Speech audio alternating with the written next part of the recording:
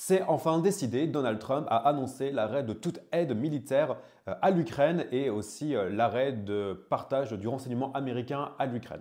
Et dans cette vidéo, on va s'intéresser un peu aux conséquences que ça peut avoir sur la ligne de front, sur l'Ukraine en général et potentiellement sur les prochaines négociations entre la Russie, l'Ukraine, l'Europe et les États-Unis. Mais avant de commencer, je m'appelle Joseph Roche, je suis correspondant en Ukraine depuis 2022 et sur cette page, je parle aussi bien de relations internationales que de géopolitique, mais aussi beaucoup d'Ukraine vu que je vis et que je travaille en Ukraine. Donc si ça vous intéresse, je vous invite à vous abonner.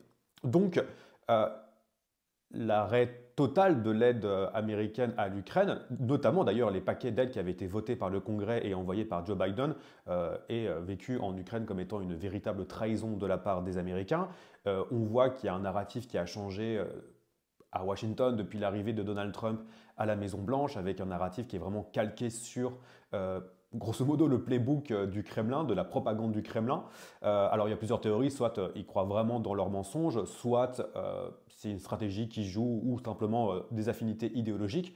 Je pense qu'il y a un peu un mélange des trois. Et quand on regarde un peu les personnes qui sont vraiment en charge de la défense militaires, quand on regarde les gens qui sont responsables du renseignement, on voit vraiment un alignement des planètes pro-russes, que ce soit avec le chef du Pentagone, Pete Hegseth, la chef de l'intelligence, Tulsi Gabbard, qui est pro-Assad, pro-Poutine, et tout simplement des gens comme J.D. Vance, le Premier ministre, enfin le vice-président américain, et bien sûr Donald Trump. Et aussi John Radcliffe, Steve Witkoff et compagnie. Mais maintenant, l'arrêt total de l'armée ukrainienne, qu'est-ce que ça signifie concrètement? Alors c'est quelque chose auquel les Ukrainiens se préparaient depuis maintenant 1 an et demi, 2 ans. Et en fait, s'il y a bien un truc qu'il faut prendre en compte, c'est que ça ne va pas avoir un effet tout de suite sur la ligne de front. C'est difficile de savoir sur le long terme si ça va avoir un impact décisif. En tout cas, ce qui est sûr, c'est que c'est une très très mauvaise nouvelle pour l'Ukraine. Là, il n'y a pas vraiment de doute et c'est une excellente nouvelle pour la Russie. Parce que l'Ukraine se retrouve amputée d'un tiers de l'aide qui lui venait, parce que c'est important de prendre en compte que dans les faits, quand on regarde l'aide envoyée aussi bien par les populations ukrainiennes qui ont levé énormément de fonds, l'aide européenne et l'aide américaine représente plus ou moins 180 milliards. 80 milliards qui sont allés directement dans le complexe militaro-industriel, 67 milliards qui sont des vieilles armes qui ont été envoyées à l'Ukraine, et après le reste c'est vraiment du cash en tant que tel.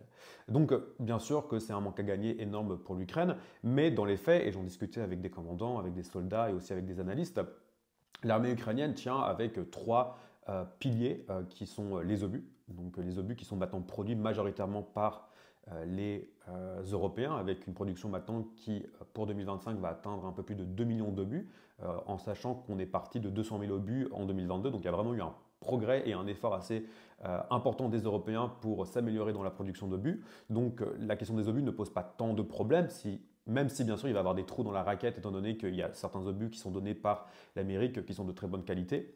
Le deuxième pilier, c'est bien sûr les drones. Donc les drones, ça c'est vraiment ukrainien par excellence, avec une production ukrainienne qui fait que grandir. Et d'ailleurs, les différents paquets d'aide qui ont été envoyés récemment par les pays européens, justement en réponse à la discussion entre Zelensky et Trump dans le bureau ovale et l'annonce faite par Washington de couper l'aide américaine à l'Ukraine, ont pour vocation de booster au maximum la production domestique de drones ukrainiens, avec les derniers chiffres que j'avais vus, une production de 60 000 drones produits par jour en Ukraine, et notamment selon un analyste que j'aime bien qui s'appelle Michael Kaufman, selon ses récentes analyses, ses récents calculs, 50% des pertes sur le champ de bataille viendraient directement des drones.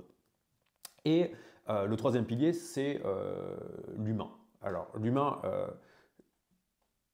ce sont les soldats, ce sont les combattants, et il y a eu un effort de la part de l'Ukraine de vraiment de monter en gamme et de monter en compétences, et bien sûr de recruter beaucoup plus de personnes aujourd'hui. Mais c'est vrai que l'annonce faite par Donald Trump va très certainement rendre frileux les personnes qui voulaient s'engager dans l'armée ukrainienne, parce que étant donné que c'est une mauvaise nouvelle qui va avoir un impact sur la ligne de front, peut-être sur le court, long, moyen terme, beaucoup moins de personnes vont vouloir s'engager. Donc ça, c'est vraiment aussi un impact assez mauvais. Mais dans les faits, ça ne va pas se ressentir directement sur la ligne de front, surtout que l'Ukraine a des stocks. On estime plus ou moins que les stocks de l'Ukraine sont autour de 6 mois, 7 mois. Mais là, par contre, où ça va vraiment être un problème, et c'est là où c'est beaucoup plus problématique, c'est vraiment pour tout ce qui est les systèmes de défense antiaérien. Notamment le fait que personne ne peut remplacer les patriotes qui sont envoyés, alors pas que par les Américains, mais par les alliés des Américains. Et du coup, la question qui peut se poser aujourd'hui, c'est est-ce que les Américains vont aussi faire une pression sur les alliés de l'Ukraine, donc les alliés européens, pour arrêter notamment leur aide à l'Ukraine. Donc ça, c'est vraiment, par contre, quelque chose qui serait dramatique pour l'Ukraine, parce qu'on voit que l'Europe se mobilise, mais on voit aussi de la part des Américains une volonté de forcer la main aux Européens, notamment avec la pression qui a été faite sur le renseignement britannique, et pour l'instant on n'a pas encore le fin mot de l'histoire, par les Américains pour que les Britanniques arrêtent aussi d'envoyer leurs renseignements aux Ukrainiens. Pour l'instant, je ne sais pas vraiment quel est le résultat de cette histoire, mais a priori, je pense que les Britanniques ne vont pas forcément le faire. Les Français ont annoncé qu'ils ne le feront pas, qu'ils continueront à envoyer leurs renseignements aux Ukrainiens. Et aussi, bien sûr, il y a la coalition un peu dirigée par Macron, Starmer et compagnie qui se mettent en branle pour commencer de manière assez importante à envoyer plus d'aide à l'Ukraine. Donc sur base de ça, qu'est-ce qu'on peut se dire? C'est que, bon, bien sûr, c'est une trahison totale de l'Amérique à un de ses alliés. Je pense qu'il y a vraiment une volonté de la part de Donald Trump de tordre le bras de Zelensky et de l'Ukraine pour le forcer à des négociations qui ressemble plus à une capitulation qu'une véritable négociation, parce que le principe de négociation, c'est que tout le monde arrive en position de force. Là, l'Ukraine arrive vraiment en position de faiblesse à la table des négociations, même si l'Ukraine a quand même des cartes à jouer, des contre-offensives plus ou moins localisées à Pokrovsk, une armée russe qui est fatiguée, une économie qui n'est pas forcément une économie russe qui n'est pas forcément en très bonne santé non plus, énormément de pertes du côté russe. Des Européens, des alliés européens qui continuent à soutenir l'Ukraine et essayent de redoubler d'efforts pour aider l'Ukraine. Donc l'Ukraine n'arrive pas forcément les mains vides à la table des négociations. Par contre, c'est véritablement, comme je l'ai dit, une trahison de la part de l'administration Trump. Et une interrogation d'ailleurs très importante sur quelles sont les raisons qui poussent l'administration Trump à faire et prendre de telles décisions. Donc il y a vraiment plusieurs scénarios à ce niveau-là. Le scénario numéro 1, c'est le scénario du compromat, de dire que Donald Trump est complètement compromis avec les Russes, avec notamment ces vieux voyages qui ont été faits dans les années 90 en Russie. Mais bon, moi, à titre personnel, c'est vraiment pas une théorie auquel je crois, étant donné que je pense au contraire que Donald Trump est vraiment immunisé au compromat, donc à tout ce qui pourrait le faire tomber. Je ne sais pas, les histoires de vidéos compromettantes avec des filles de la nuit à Moscou, ça j'y crois pas trop. La deuxième théorie, c'est beaucoup plus un alignement idéologique, de dire que Trump admire des personnes comme Vladimir Poutine et Trump a une vision impériale de l'Amérique et a grosso modo envie de diriger le monde et diviser le monde en forme de sphère d'influence. L'Ukraine appartient à la sphère d'influence russe, on leur lâche ça et nous on récupère le canal du Panama, le Canada, l'Europe dans une certaine mesure. Donc ça c'est aussi une théorie qui se tient. Et la troisième théorie qui est un peu ma préférée, c'est qu'en fait je pense que Donald Trump veut une paix rapide, pas à long terme, il s'en fiche s'il y a une guerre qui éclate après même les midterms ou après son mandat, je pense qu'il s'en fiche vraiment. Mais il veut une paix rapide pour montrer, voilà, moi je sais faire des paix, bon, on voit ce que ça donne à Gaza actuellement, mais bon. Voilà, il veut une paix rapide et en fait, c'est plus simple de tordre le bras du faible que le bras du fort. Donc c'est plus simple de forcer Zelensky parce qu'il a quand même beaucoup plus de moyens de pression sur quelqu'un comme Zelensky ou sur l'Ukraine qu'il en a contre la Russie. Donc c'est plus simple de forcer Zelensky à la table des négociations, peu importe ce que ça veut dire pour l'Ukraine, concessions territoriales, etc., etc. On ne rentre pas dans l'OTAN et compagnie. Et il a envie d'avoir, grosso modo, son prix Nobel de la paix. Bon, quand on sait que Bill Clinton et Yitzhak Rabin, non pas Yitzhak Rabin, et Yasser Arafat ont eu un prix Nobel de la paix, bon, à ce niveau-là, vraiment, est-ce que ça sert d'en avoir un? Mais bon, peu importe. Tout ça pour dire que moi, je pense que c'est un peu plus... c'est sûrement un mélange des trois. Hein. Je pense qu'il y a une forme, dans le premier scénario, de relation personnelle entre la Russie et Donald Trump. Dans le deuxième scénario, aussi une forme d'alignement idéologique impérial. Et dans le troisième scénario, Donald Trump qui veut sa petite victoire politique à bas prix. Et si ça se fait sur le dos de la souveraineté de l'Ukraine et de l'Ukraine, eh bien, c'est pas un souci, on va le faire quand même. Mais il n'empêche que toujours aujourd'hui, c'est pas quelque chose qui va être décisif, justement, malheureusement pour Donald Trump sur le court terme. D'où la question qui se pose, est-ce que Donald Trump va commencer à s'aligner idéologiquement, mais aussi militairement et politiquement avec la Russie? C'est complètement possible.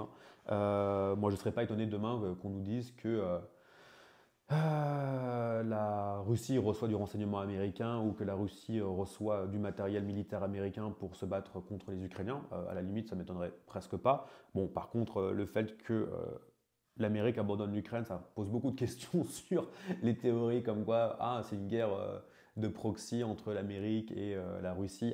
C'est à cause de l'OTAN. Bon, je pense que malheureusement, slash heureusement, peu importe, nous voyons qu'aujourd'hui, tout l'argument et l'argumentaire du Kremlin sur guerre par procuration et guerre de l'OTAN, en fait, ça nous montre concrètement que c'était un mensonge depuis le début. Bon, ça on le savait, mais bon, pour les personnes qui ne le savaient pas, bon là, ça me paraît plus ou moins clair.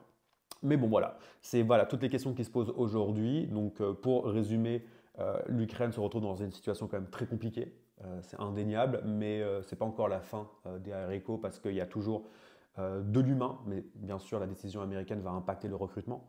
Il y a toujours des obus, il y a toujours des drones. Bien sûr, les obus, il va y avoir des trous dans la raquette. Bien sûr, il y a des armes qui étaient essentielles à l'Ukraine que l'Ukraine ne va pas pouvoir utiliser, comme les HIMARS, comme les Abrams, comme certains matériels de l'OTAN qui étaient quand même essentiels, notamment pour certaines offensives, notamment l'offensive de Kursk. Mais l'Ukraine a toujours pour elle une armée qui tient la ligne de front, des Russes qui sont fatigués et une Europe qui est en train de redoubler d'efforts. Donc on va voir ce que ça va donner sur le long terme, voire même le court terme, moyen terme. Mais par contre, comme je l'ai dit, c'est surtout au niveau des systèmes de défense antiaérien que ça va vraiment poser des problèmes avec des civils qui vont mourir tout simplement. Les civils vont être beaucoup plus impactés que la ligne de front parce que les Ukrainiens n'ont que 2-3 semaines de réserve de missiles Patriot pour justement combattre les attaques de missiles balistiques contre l'Ukraine.